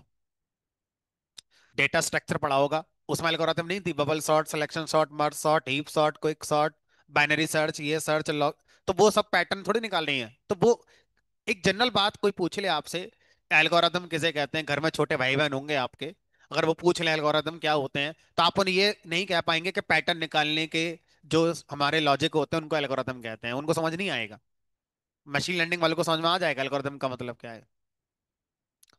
तो एल्गोरिथम का मतलब क्या होता है, किसी भी टास्क को पूरा करने के लिए जो सीक्वेंस ऑफ स्टेप्स रिक्वायर्ड होते हैं वो क्या होते हैं, और उनको अगर उसी सीक्वेंस में एग्जीक्यूट कर दिया जाए तो हमारा टारगेट अचीव हो जाता है। तो एल्गोरिथम का डेफिनेशन क्या है हमारा? सीक्वेंस ऑफ स्टेप्स, क्रम, स्टेप्स का क्रम, जिनको हम एग्जीक्यूट करें तो हमें एक टास्क जो हमने सोचा था वो अचीव होता नजर आए। एग्जाम्पल के तौर पर मैं अपना पर्सनल एग्जाम्पल ले रहा हूँ। मेरा लड़का है 7वीं क्लास में पढ़ रहा है, 7th क्लास में। उसके में चैप्टर आया कंप्यूटर में एल्गोरिथम किसे कहते हैं। वो आया मेरे पास, पूछ रहा पापा एल्गोरिथम क्या होती है। मैंने उसे जो एग्जाम्पल दिया वो एग्जाम्पल मैं आपको दे रहा हूँ, क्योंकि उसको 7th क्लास में क्या ही समझ में आएगा बेचारे को। लेकिन क्या करें, यूनिवर्स आपके उसका जो बोर्ड है उसने दे रखा है एल्गोरिथम, पढ़ो एल्गोरिथम। ठीक है। तो उसको मैंने एल्गोरिथम का एग्जाम्पल जो दिया था वो दिया था चाय बनाने का। मैंने कहा भूल जाओ एल्गोरिथम क्या होती है। मैंने कहा ये बताओ, अगर कोई चाय बनाएगा तो कैसे बनाएगा। तो उसको पता था किचन में कैसे क्या काम होता है। पहले आप एक पैन लेंगे, उस पैन में पानी डालेंगे, उसको बॉईल करेंगे,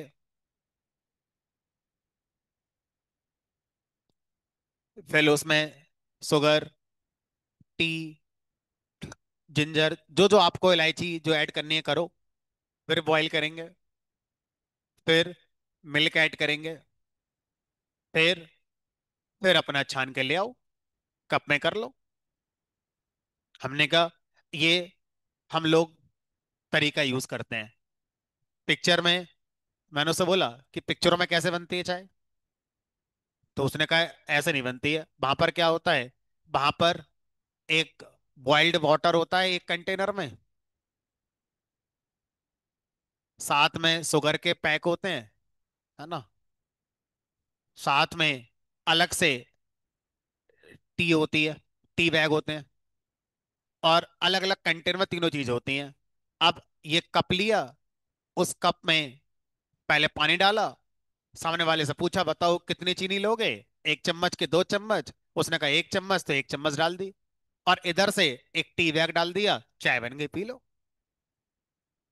पिक्चरों में ऐसे बनती है चाय। तो ऐसे तो पता नहीं दुनिया के जिस हिस्से में जाओगे हर जगह चाय बनाने का तरीका अलग हो सकता है। अभी बाहर निकलोगे यहाँ से पढ़ के मशीन लर्निंग क्लास, बाहर एक ठेले वाला खड़ा होगा, वो भी चाय बना रहा होगा। उसकी देखना चाय कैसे बनती है।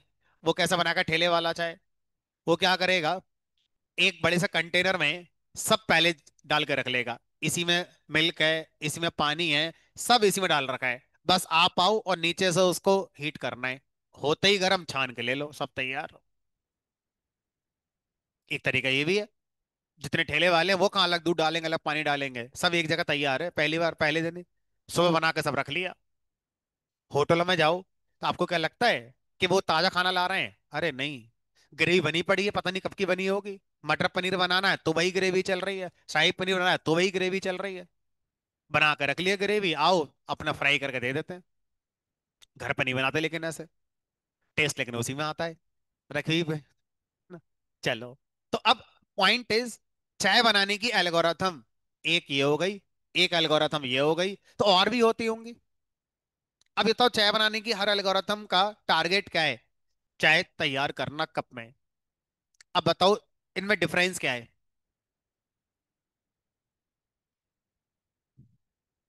मुद्दे की बात है किसी में टाइम कम लगेगा, किसी में टाइम ज्यादा लगेगा।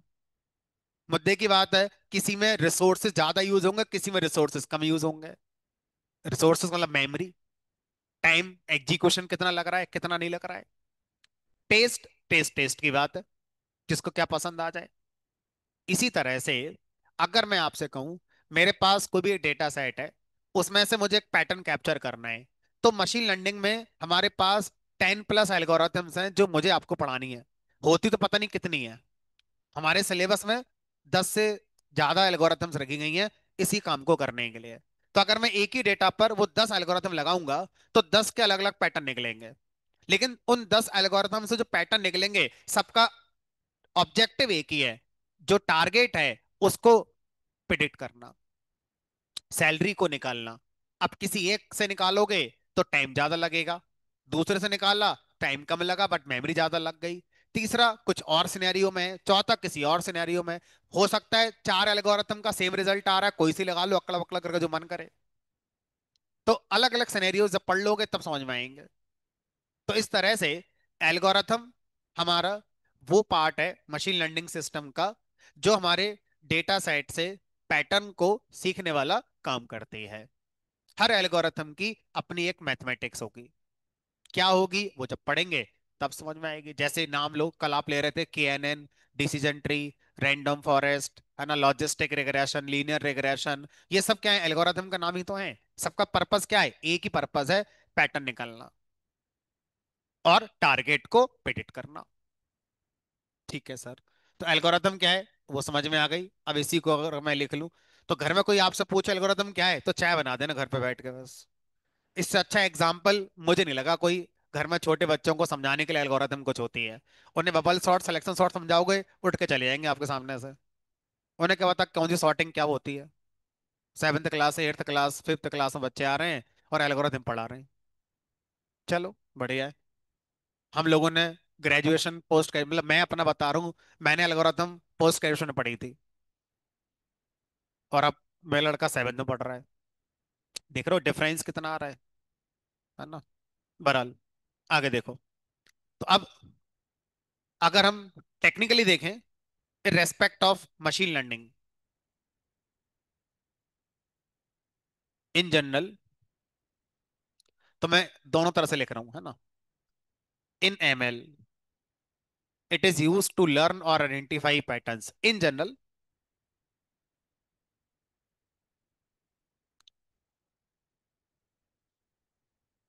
N algorithm defines sequence of steps to perform a task.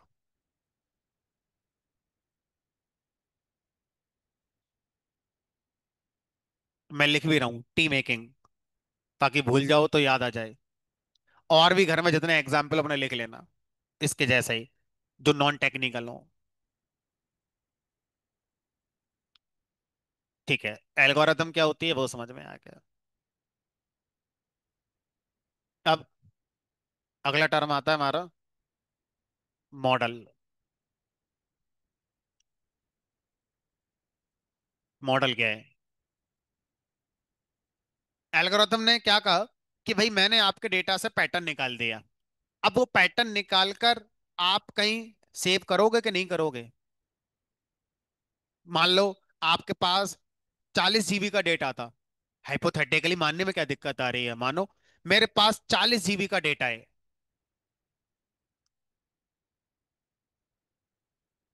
अब इससे मैंने कोई पैटर्न निकाला, तो इससे पैटर्न निकालने में महीनों लग गए होंगे। अगर मैं i7 CPU और 10th जनरेशन लेके बैठा हूं तो महीनों लग गए होंगे। आपको अपना कंप्यूटर और फास्ट करना पड़ेगा। ठीक है।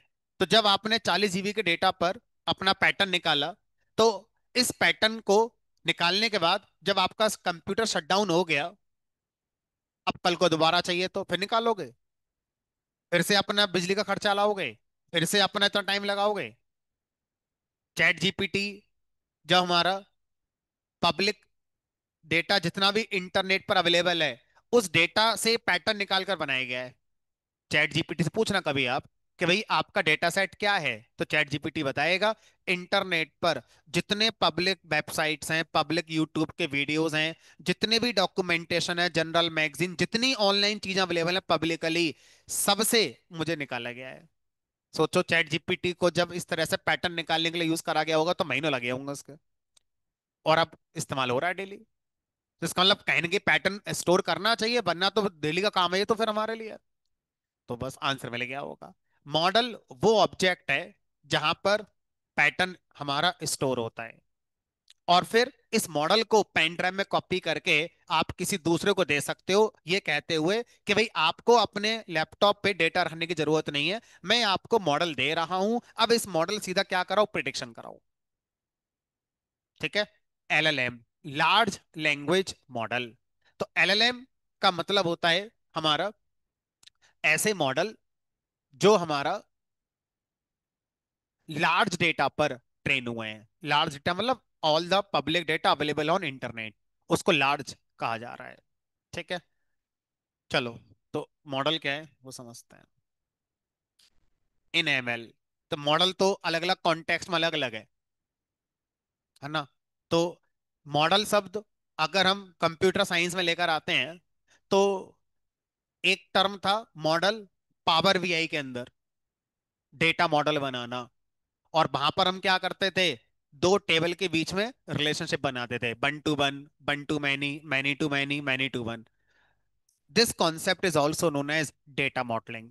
But in context of ML, model का मतलब दो टेबल के बीच में रिलेशन बनाना नहीं होता है। इन context of machine learning, model एक ऑब्जेक्ट है जिसके अंदर हम अपने डेटा से निकाले गए पैटर्न को क्या करते हैं, स्टोर करते हैं। ठीक है। और कंप्यूटर साइंस से बाहर आ जाओ तो मॉडल वही मूवी वाले मॉडल।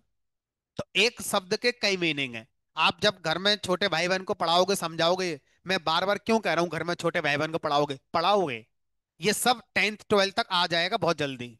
जो आज आप पढ़ रहे हो ना, ये आने वाले टाइम में 10th तक सब निपट चुका होगा। तो आपके घर में छोटे भाई बहन आपसे पूछेंगे, क्योंकि उनके स्कूल में अभी इतने क्वालिफाइड टीचर नहीं होंगे वहां पर। वो आपसे पूछेंगे क्योंकि आप पढ़ चुके हो ये सारी चीजें। और उनके स्कूल में सिर्फ थ्योरी पढ़ाई जा रही होगी। तो इसलिए तैयार रहो अपने घर में, अपने छोटे भाई बहन रिश्तेदार में जाओगे सब पकड़ेंगे आपको, क्या तुमने ये पढ़ रखा, जरा बताना क्या होता है ना। In ML, a model is an object that stored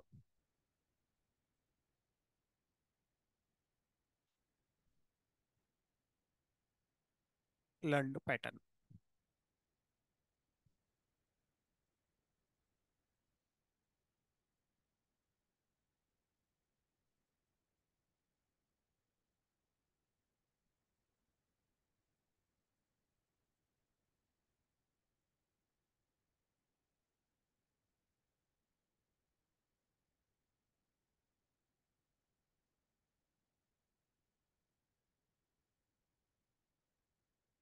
तो हम अभी थोड़ी देर पहले ये कह रहे थे कि हम मशीन लर्निंग का प्रोग्राम बनाएंगे, उस प्रोग्राम को अपना डेटा देंगे, फिर वो प्रोग्राम डेटा से पैटर्न निकालेगा और एक न्यू डेटा पॉइंट का प्रिडिक्शन करेगा।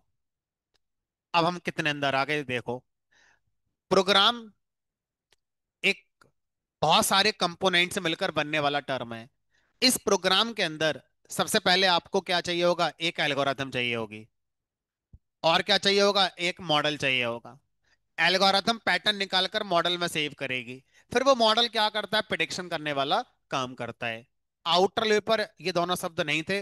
1 घंटे पहले, 1 घंटे पहले मैं आपसे कह रहा था मशीन लर्निंग में डेटा से पैटर्न निकालकर नए डेटा पॉइंट का प्रिडिक्शन किया जाता है। मशीन लर्निंग में प्रोग्राम के अंदर कोई है जो ये काम करता है। कौन है वो, मॉडल। मॉडल को कैसे पता पैटर्न ये है, उसके पीछे चल रही है एल्गोरिथम। ठीक है। यानी कि आज आपने इस वर्ड को पहली बार सुना है। जब तक आप इस फील्ड में रहोगे, ये दोनों चीजें आपकी लाइफ का पार्ट बन गई हैं अब। ठीक है। चलो, अब और आगे चलते हैं। एल्गोरिथम, मॉडल, दोनों टर्म समझ में आ गए। अब अगला टर्म हमारा क्या होता है वो समझते हैं। अगला टर्म होता है हमारा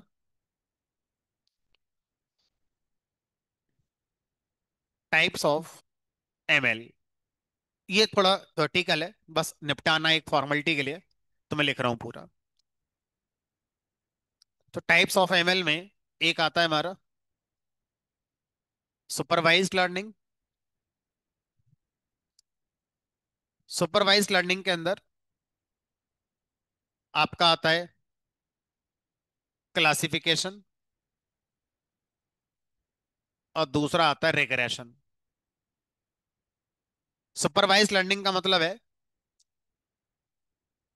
data set with features and target. Target को कुछ लोग लेबल्स भी कहते हैं, यानी कि जो टारगेट है इसको लेबल भी कह देते हैं। ठीक है। Labelled data. तो सुपरवाइज लर्निंग का मतलब है लेबल डेटा पे पैटर्न निकालना, क्लासिफिकेशन, रिग्रेशन। दूसरा है हमारा अनसुपरवाइज्ड। अनसुपरवाइज्ड मतलब अनलेबल्ड डेटा, मतलब data set with features only. और ये फिर से दो तरह का है, क्लस्टरिंग और एसोसिएशन। तीसरा होता है reinforcement learning.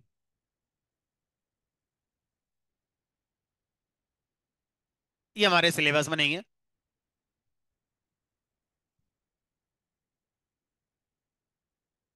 No data set initially.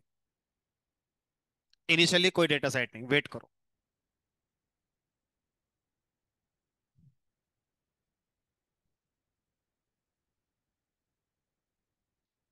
तो मैं मोटे मोटे एग्जांपल दे देता हूँ। एक्चुअल तो जब पढ़ाएंगे, कोडिंग में आएंगे, तब समझ में आएगा। ये हमारे सिलेबस में नहीं है। हमारे सिलेबस में सिर्फ ये दो हैं। ठीक है। तो अब एग्जाम्पल मैं देता हूं सो डैट आप समझ पाए। सुपरवाइज्ड लर्निंग का एग्जाम्पल हो गया स्पैम डिटेक्शन, है ना। इमेज क्लासिफिकेशन, इमेज देख के बताना ये चिड़िया है, कौवा है, इंसान है, कौन है ना।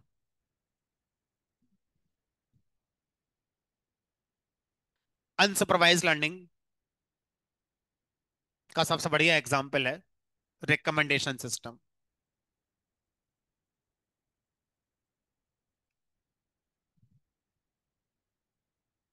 Chatbot,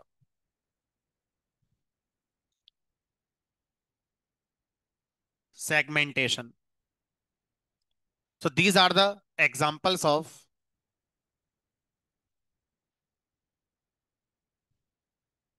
unsupervised learning.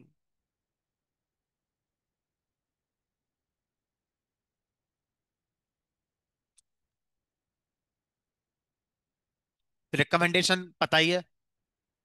अमेजन से मैंने स्मार्टफोन खरीदा, पैसे देने ही जा रहा था, अचानक से ब्लूटूथ दिख गए, लेने थे भूल गया था। रिकमेंडेशन। चैटबॉट, चैट जीपीटी सबसे लाइव एग्जांपल है। चैट जीपीटी एक चैटबॉट ही तो है। ठीक है। सेगमेंटेशन का मतलब होता है, मान लो आपके मोबाइल में बहुत सारी इमेजेस हैं।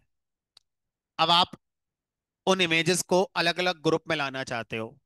वो इमेजेस जो हमारा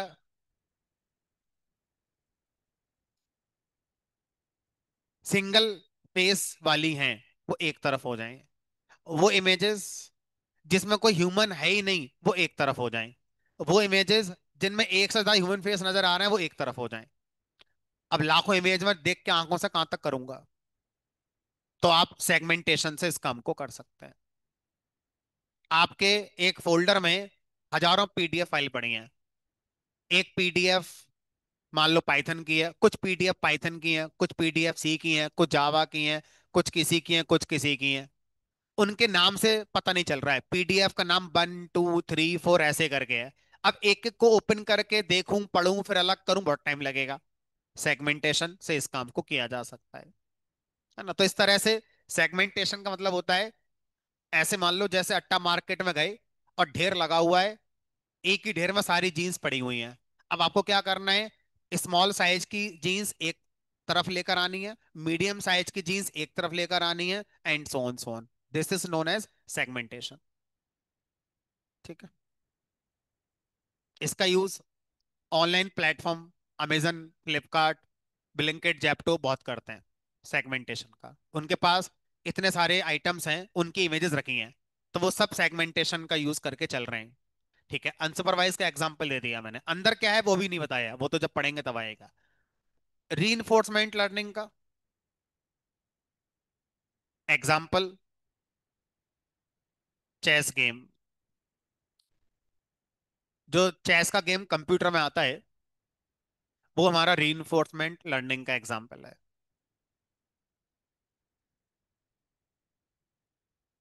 सेल्फ ड्राइविंग कार, हमारा रीइंफोर्समेंट लर्निंग का एग्जाम्पल है। ठीक है, तो इस तरह से ये कुछ एग्जाम्पल्स मैंने बताए।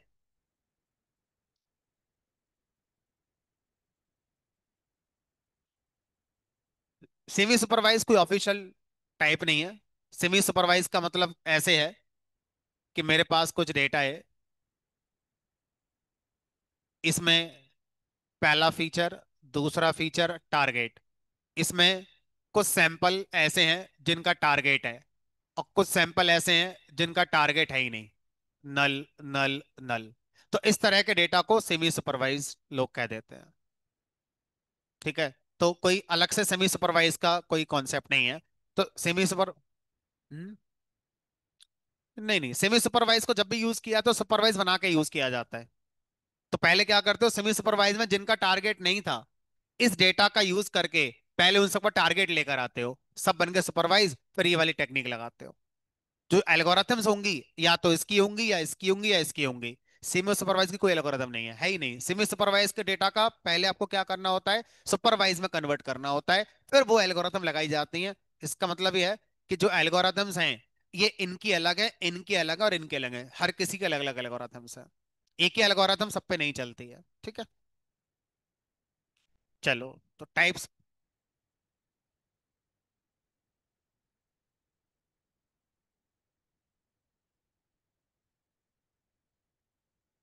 चैट जीपीटी हमारा एक जो कॉन्सेप्ट है वो मल्टी मॉडल का कॉन्सेप्ट है। मल्टी मॉडल वो होता है जो कई सारे टारगेट पे काम करे, और इसको बनाने के लिए आप जनरेटिव एआई का भी यूज कर रहे हैं।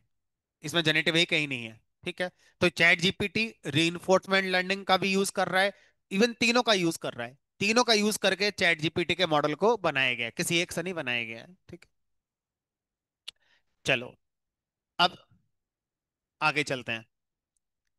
अगला काम ये होगा कि सबसे पहले हमें एक पूरे कोर्स में जो डेटा यूज करवाना है, वो डेटा अवेलेबल होना चाहिए। जब वो डेटा अवेलेबल होगा तब हम आगे बढ़ेंगे। तो अब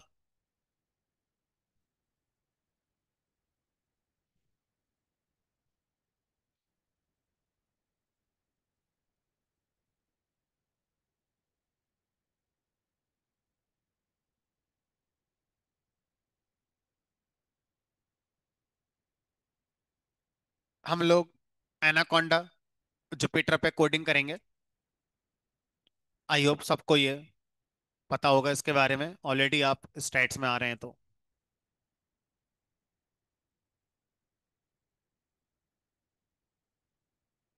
तो सबसे पहला काम, जो हम मशीन लर्निंग की लाइब्रेरी यूज करेंगे, क्या वो पिप इंस्टॉल करनी पड़ेगी या पहले से आती है? आंसर इज एनाकोंडा में पहले से आती है। हमें अलग से कुछ भी पिप इंस्टॉल करने की जरूरत नहीं है। चेक करते हैं एक बार। तो साइकिट लर्न लाइब्रेरी का नाम है, उसके अंदर जो मॉड्यूल है, जो पैकेज है, उसका नाम है एस के लर्न, इम्पोर्ट एस के लर्न। अब इसका वर्जन अगर मैं चेक करूं तो मेरे लैपटॉप में जो है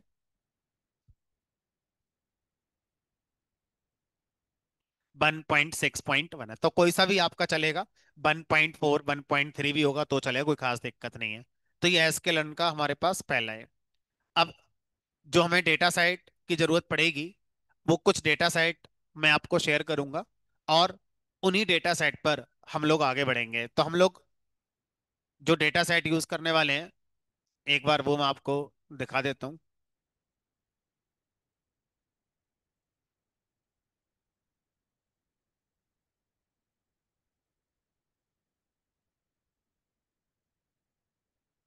क्लासिफिकेशन के कुछ डेटा सेट हैं। अच्छा, एक काम करते हैं, जो आपका क्लासरूम ग्रुप बनाया है, इस क्लासरूम ग्रुप में ही मैं ऐड कर देता हूँ।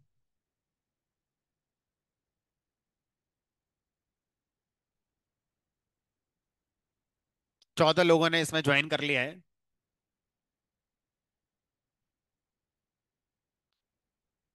चलो, अब जो करेगा अपने हिसाब से देखेगा। तो इसमें मैं सबसे पहले मैं डेटा सेट्स ऐड कर देता हूँ। ये डेटा सेट्स आज ही जाके डाउनलोड कर लेना। और कई बार ऐसा मुझे स्टूडेंट्स ने बताया है कि सर जब हम डाउनलोड करते हैं तो पीडीएफ बन जाता है।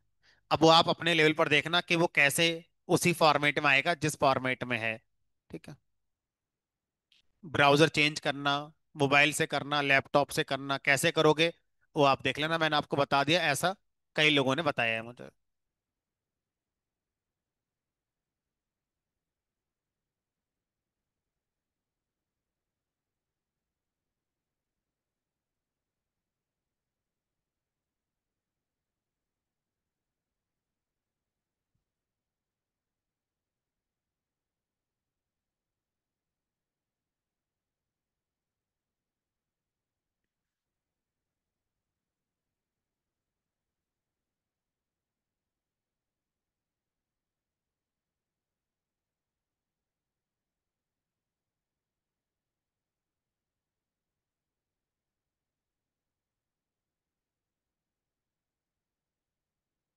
कोई सी भी फाइल हो, उससे क्या मतलब।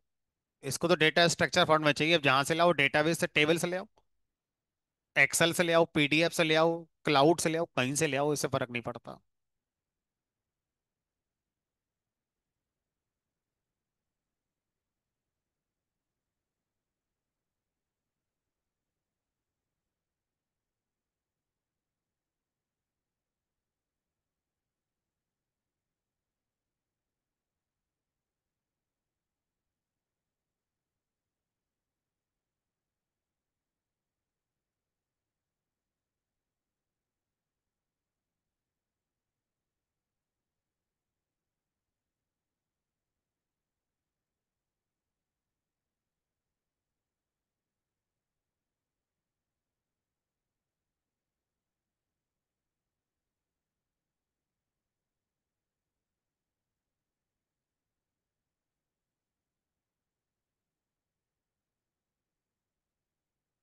चलो, फिलहाल के लिए मैंने कुछ डेटा सेट पब्लिश कराए।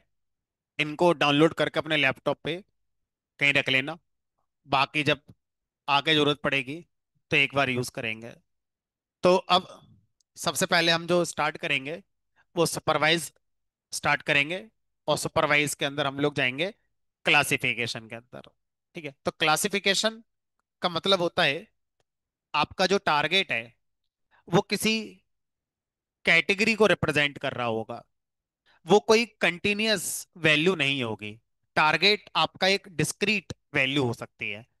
क्या मतलब है इसका कहने का। इसका कहने का मतलब यह है कि अगर मैं आपसे कहूं कि मेरे पास एक ऐसा डेटा है जिसमें मुझे फेस देखकर बताना है मेल और फीमेल।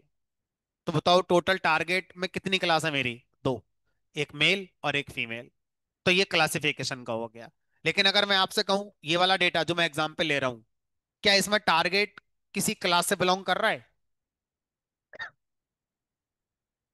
टारगेट क्योंकि क्लास है, ये तो सर कुछ भी हो सकता है, 10,000, 10,500, 11,500, 11,15,000, कुछ भी हो सकता है रीजन। तो ये जो डेटा है वो क्या कहलाएगा, रिग्रेशन का डेटा कहलाएगा। तो क्लासिफिकेशन और रिग्रेशन की पहचान कैसे करेंगे, टारगेट देखकर। Target fix number of discrete value से बिलोंग करता है तो वो क्लासिफिकेशन हो गया। अगर टारगेट कोई कंटिन्यूअस वैल्यू है, कुछ भी हो सकती है ना, तो उसको हम क्या बोलेंगे, रिग्रेशन का डेटा सेट बोलेंगे। तो हम शुरू करेंगे सबसे पहले अपना क्लासिफिकेशन से। तो क्लासिफिकेशन का मतलब हो गया हमारा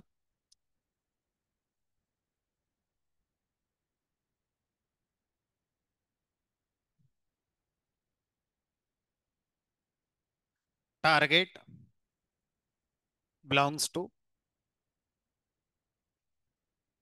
फिक्स नंबर ऑफ कैटेगरीज। तो जो कैटेगरीज हैं, एग्जाम्पल के तौर पर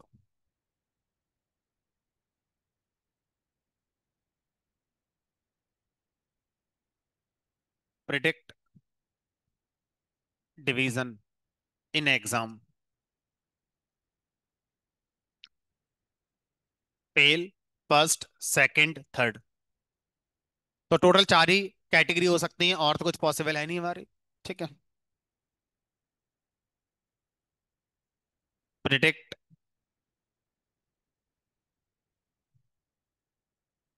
फेशियल एक्सप्रेशंस। फेशियल एक्सप्रेशन क्या क्या हो सकते हैं आपके? हैप्पी, सैड, स्माइल,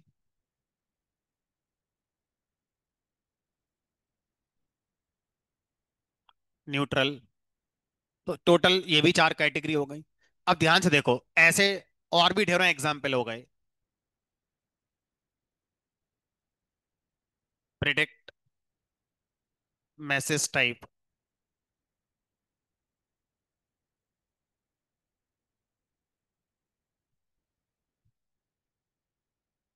स्पैम और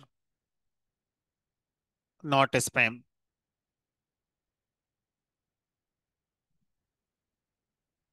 ध्यान से देखो, यहां पर कैटेगरी स्ट्रिंग में लिखी हुई है, यहां पर कैटेगरी न्यूमेरिक है। कोई बात नहीं, कैटेगरी होनी चाहिए, चाहे वो नंबर में हो चाहे इसमें हो, उससे फर्क नहीं पड़ता। ठीक है। रिग्रेशन जब पढ़ेंगे तब बात करेंगे, फिलहाल हम रिग्रेशन की बात नहीं कर रहे हैं। तो एक एक करके एग्जाम्पल लेंगे, एक एक करके अपना आगे बढ़ेंगे। ठीक है। चलो, तो आज मैंने आपको पूरा एक फाउंडेशन मशीन लर्निंग का बना दिया। कैसे एआई मशीन लर्निंग रिलेट होते हैं, क्या हम पढ़ते हैं मशीन लर्निंग के अंदर, सारी बातें मैंने आपको समझा दी हैं। ठीक है। चलो, अब काम करते हैं, आज इतना रखते हैं अभी। तो क्योंकि आज अगर मैं पहला प्रोग्राम बनाऊंगा भी तो वो अधूरा रह जाएगा, और 5 दिन के बाद आप आओगे तो मुझे वो शुरू से ही फिर पढ़ाना पड़ेगा। ठीक है। तो बेटर है कि फिलहाल अपना टाइम अपना एंजॉय करो, 20 मिनट रह गए हैं।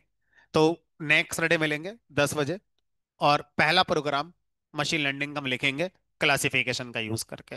ये जब तक सब कुछ अच्छे से पढ़ के आना, अगली क्लास में एक एक टर्म जो मैंने आज बोला है, समझाया है, लिखा है, उसका इस्तेमाल होगा। अपने लैपटॉप देख लेना, सब सही है, एनाकोंडा चल रहा है, साइकिट लर्न लाइब्रेरी है, सब कुछ ओके है। अगली क्लास में मिलेंगे 10 बजे।